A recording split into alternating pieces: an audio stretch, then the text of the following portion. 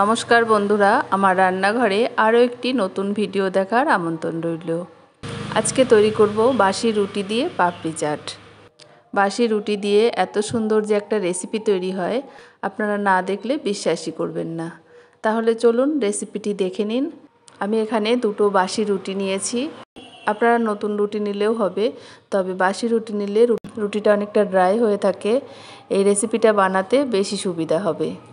রুটি তৈরি করলে একটা দুটো রুটি তো সবসময় বেশি হয়েই যায়। সেই বাসি রুটিগুলো দিয়ে কি করব বোঝা যায় না।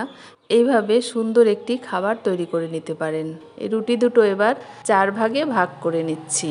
তবে এটা গোটা রুটি দিয়েও তৈরি করা যেত, তবে রেসিপিটা তৈরি করার সুবিধার জন্য রুটিগুলো ভাগ করে নিয়েছি। এবার কড়াইতে কিছুটা তেল গরম করে এই রুটিগুলো ভেজে নিচ্ছি। আপনারা এখানে বাটার অথবা ঘি দিয়েও ভেজে নিতে পারেন। বাটার অথবা ঘি দিয়ে ভেজে নিলে এই খাবারটি আরও বেশি টেস্টি হবে। তেলটা হাই হিটে রাখা যাবে না, মিডিয়াম আঁচে রেখে রুটিগুলো একটু লাল লাল করে ভেজে নিতে হবে। দেখুন আমি এইভাবে রুটিগুলো ভেজে নিচ্ছি। একটা রুটি ভেজে নিয়েছি, এবার তেল ঝরিয়ে তুলে নিচ্ছি।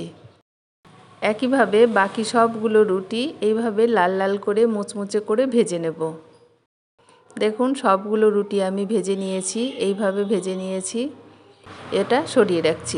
এবার এখানে 3 পিস সিদ্ধ আলু নিয়েছি। এবার এই আলুগুলোর খোসাগুলো ছাড়িয়ে নিচ্ছি। সবগুলো আলুর খোসা ছাড়িয়ে নিয়েছি।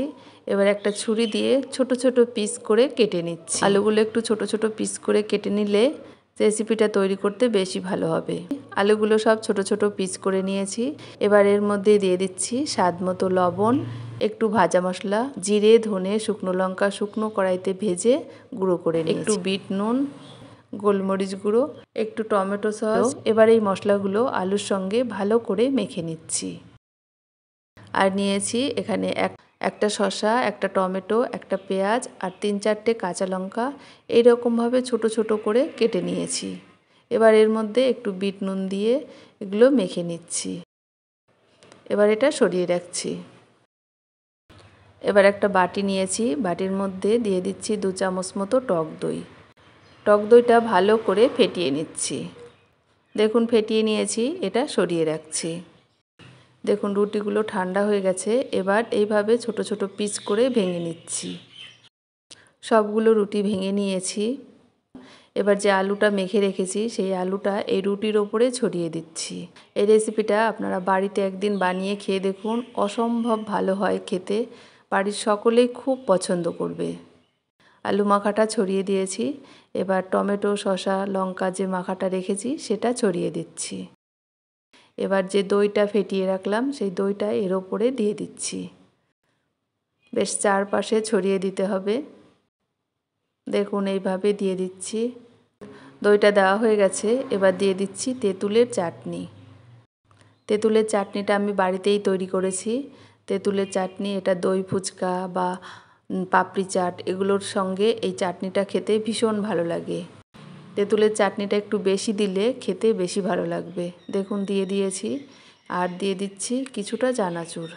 এখানে আমার বাড়িতে এই চানাচুর ছিল, আমি এই চানাচুরটাই দিয়ে দিচ্ছি।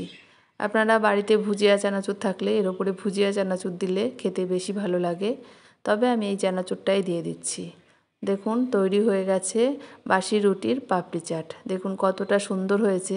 যতটা সুন্দর হয়েছে দেখতে, তার থেকেও বেশি সুন্দর হয়েছিল খেতে। আপনারা এভাবে একদিন বাসি রুটি দিয়ে পাপড়ি চাট বানিয়ে খেয়ে দেখুন, আশা করি ভীষণ ভালো লাগবে। ছোট থেকে বড় সকলেই খুব পছন্দ করবে।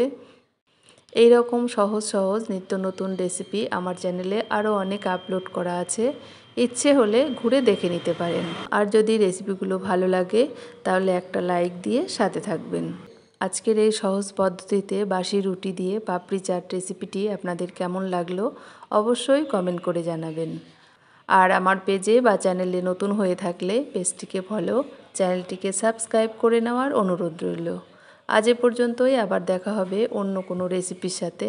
ততক্ষণ সকলে ভালো থাকবেন। ধন্যবাদ।